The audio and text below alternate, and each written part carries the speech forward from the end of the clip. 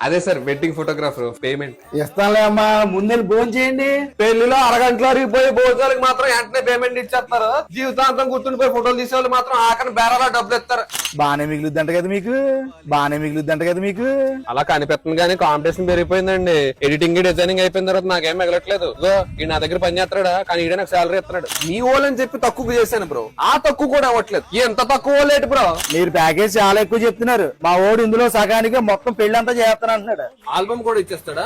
ఇచ్చేస్తాడు. ఆడెవడో తెలుసా, నీ దగ్గర పని చేస్తున్నాడే.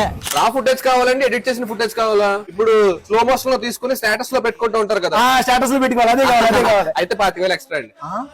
ఫోటోగ్రాఫర్ మొహమాటస్తుడు ఇద్దరు ఒకే బాడీలో ఉండకూడదురా. ఒక్కడో పేమెంట్ ఇవ్వడం మనం అడగలేము. ఏంట్రా ఈ మధ్య ఈవెంట్లు బాగానే చేశారు కదా, మా చిక్కిపోయారేంటి? ఈవెంట్ లో ఫుడ్ తినడానికి టైం ఎక్కడ సరిపోతుంది బాబాయ్. రోనల్ వచ్చాడా, అటు ఇటు తిరుగుతాడు, 12,000 దొబ్బుతాడు. నాకు ఎలాంటి ఫోన్లు వస్తాయి తెలుసా? ఫోటోలు ఎప్పుడు ఇస్తావా? ఆల్బమ్ ఎప్పుడు ఇస్తావు? నా పిల్లల్లో నేర్చుకుంది ఇంకెప్పుడు ఇస్తావు? ఇచ్చేచ్చు కదా.